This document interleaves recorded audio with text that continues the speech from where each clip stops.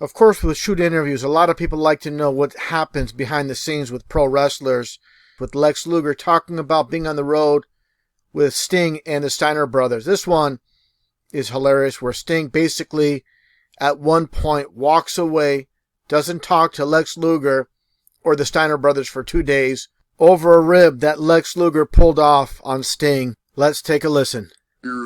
And your own brother sometimes, so you have to be like brothers.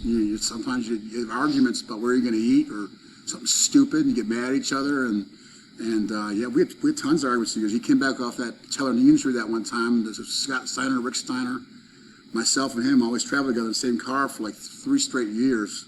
I don't know how we did with the Steiners because they're like pig pen. They're trash and garbage all over the car. And Reese's cup wrappers, and Scott put his knee pads in the back and leaving there overnight and come next day to go to the gym, and the car would reek.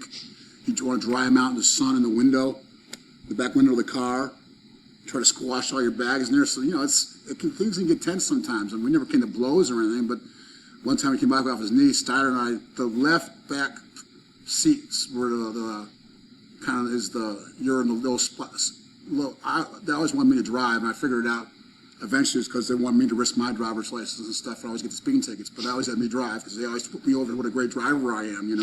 I kind of got smart that eventually. Oh, you're a great driver, Lex. Well, they all slept, snored, and stuff. Especially after the shows late at night, we're getting to the next town. So I was like, after a few years, I was like, wait a second. Now, yeah, I'm a great driver, all right. You're the man. They'll wake up, we get to the hotel at 4 in the morning. And go, you're the man, Lex. You got us here. I'm like, yeah, great. Thanks, guys. You all just slept for 3 hours. But so we'd stick in the back left-hand corner of the car. That was considered he was always up front with me usually. Steiner's made him get in the back left-hand side, and Rick Steiner sat up front with me, and Scotty slid over to the right back-hand side of the seat. So we had Sting back there. He knew that wasn't his usual spot, and kind of built up, and Sting was always on me. It was just one little incident, but Sting was always on me about losing stuff. I would, man. I'd lose jewelry, pouches. I can be really careless. My mom I used my school books when I was a kid. I'm just like, I don't know, I'm careless with stuff. It's not a good thing to brag about, believe me.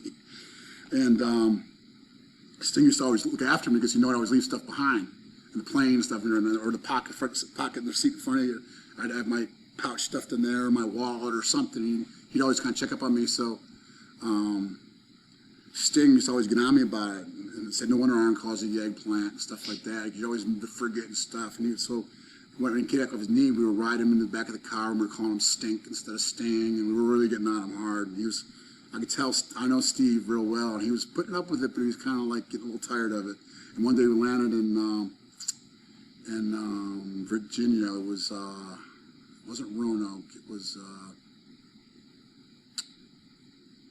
one of the towns in Virginia. It doesn't matter. We always went to the same Chinese restaurant, but who always got on me about losing stuff, left his driver's license at the rental car desk. And Sting used to always, a lot of times when I lose stuff, he'd just slide it in his pocket and tell me for a couple hours and wait till I'd find out if I'd missed it. So I did it to him with his license.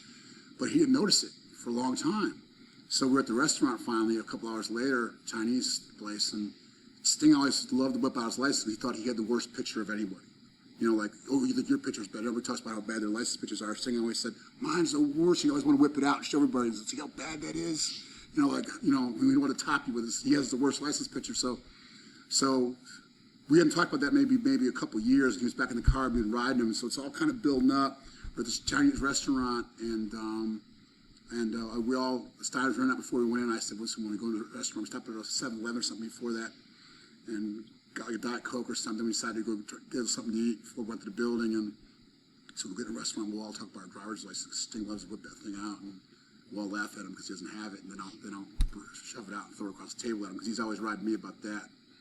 So Sting did just what we thought he would. He was reaching for his wallet. You gotta know, wait, she's my license. He went to pull out because he always did it locking to everybody, and we knew he'd do it, and it wasn't there. It's like this, and I just went this, and I just flipped it across. There you go, eggplant. Stink. And the Steiners all went, ha, ha, ha, like a real fake laugh, and he just totally lost it. I mean, just got up out of the restaurant, left his food, waited for us outside the car. Didn't talk to us for like 2 days. Either any of us, Steiners or me, would not talk to us for like literally about 48 hours. It just shows you like your brothers on, like your family on the road. It's just, so yeah, we had our moments, believe me.